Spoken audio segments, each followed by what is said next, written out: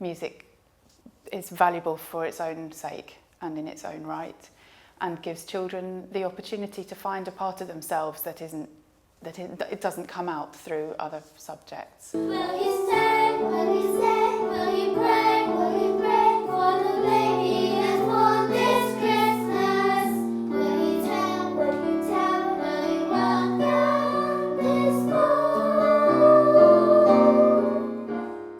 4 years ago, John Lewis, which is the shop opposite the school, the large department store, approached us with an interesting proposition to fund our initial year of music development. It was about every single teacher, every single person in the school being a teacher of music. And initially, that was quite scary. Before the Voices Foundation arrived at Central Primary School, and I can speak of my experiences, I didn't really teach music. I was someone who was quite scared of music, and I did anything in my power to avoid doing music. People were very anxious, and the first few staff meetings were quite, I suppose people were worried and a bit embarrassed and a little bit shy. They still went ahead and did it. The Voices Foundation seemed like a way of really developing teachers' skills in a safe way for them, so a way that built their confidence right from the very beginning. And the Voices Foundation said right from the start, whatever your musical experience, your musical knowledge and background, you will learn through this programme, and you will all become better music teachers than you are now. So our Voices Foundation practitioner, Katie, has made a huge impact on the teacher's confidence, and she has been able to work one-to-one with each teacher. And very, very slowly, it's been a very long journey for me. She built my confidence and really made me realise that music is fun, it's powerful, that the children don't mind if you get a note wrong, which I was so scared of before. It's really been empowering. Before we started the work with the Voices Foundation, the children and the staff wouldn't have had language to describe music. So now they can talk about tempo and pulse and dynamics and rhythm, and they understand what those concepts mean. Where music was a lesson that was pretty much avoided 7 years ago, it's now something that's embedded within our curriculum, and lots of children are being provided the opportunity to explore music through their voices and then extend their music skills with individual instrumental lessons as well. Down by the ocean, down by the sea, Alan broke a teacup and said that it was me. I told Mum, I told Pa. So there's different points in the week. Each child will have a 45-minute music lesson, and that largely consists of singing, although there are instrumental aspects to the music curriculum. So that each child gets that each week. They also have a half an hour singing assembly, which is divided into two parts of the school. So the younger children have singing assembly with me, and the older children have singing assembly with Jessica. Where from? London. The Voices Foundation project that we're part of is our music curriculum. Depending on how they structure their days, some of the classes do it where it's snippets through every day in the week, some do it as a block session once a week. So it's dependent on the teachers and the children in those classes. The fact that we offer music in every classroom, that we offer instrumental provision that they can choose to buy into, but we also have instruments taught in year 3, 4 and 5 to the whole class. Those things are attractive, and that every pupil in the school takes part in a dance lesson every week, and every pupil in the school participates in a production every year throughout their entire schooling.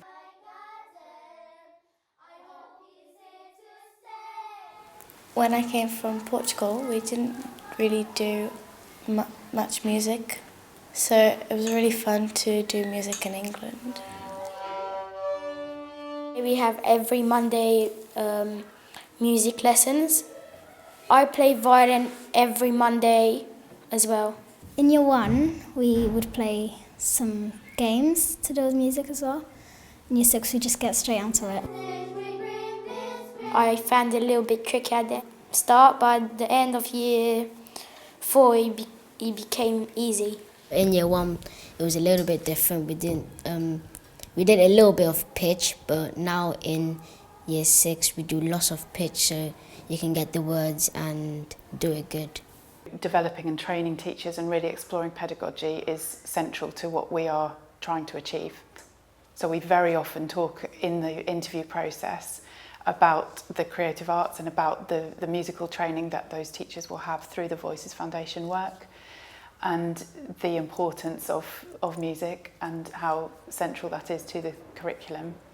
It is very unusual for music to be so valued in a school, in a primary school in this country, unfortunately, and I think because of that it's quite a unique opportunity for teachers to develop their music teaching.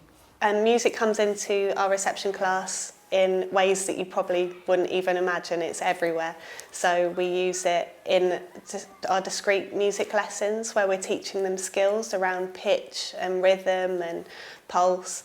But it also comes in say, maths, where we've got some fantastic songs from the Voices Foundation around learning how to teach the time through music, or we use music in dance for physical development, and literacy through stories and rhymes, and in games outside. It's absolutely everywhere.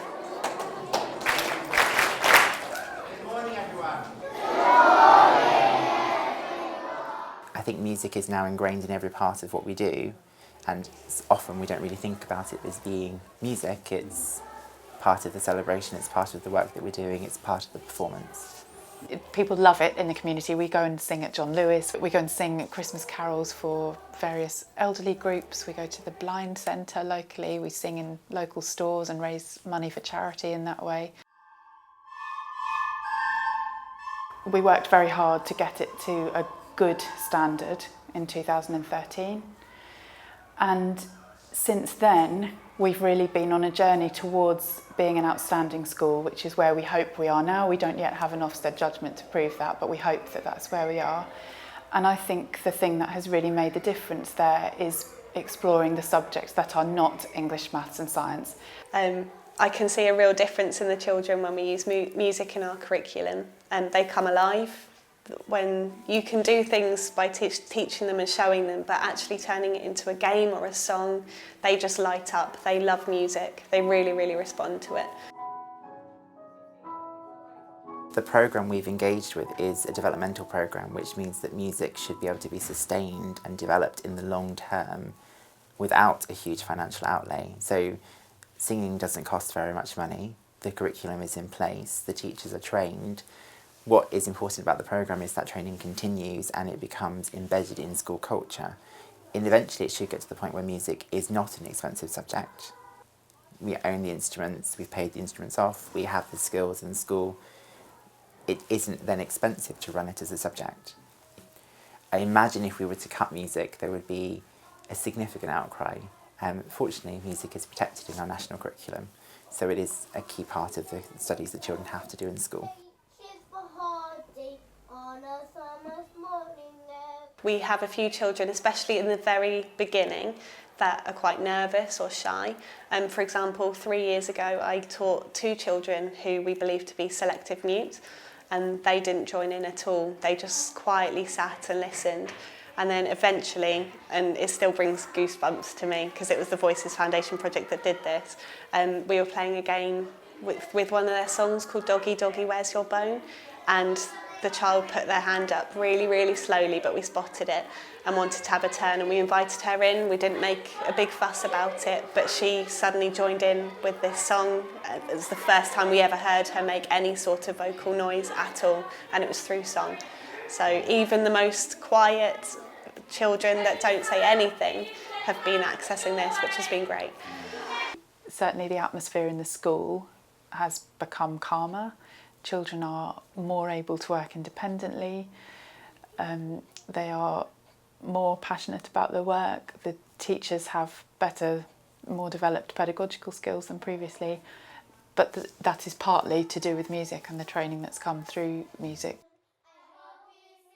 So if I was meeting someone really influential or a politician to try and convince them that music was important in school, I'd probably offer them the opportunity to work with a child, if that was possible, and get them to teach them something. One, through just by showing them, and the second way, through doing song and using music as a vehicle of the way into that learning, and probably let them see the results for themselves, because it speaks volumes, I think. All children have the right to experience music firsthand, and I think it's a fundamental right.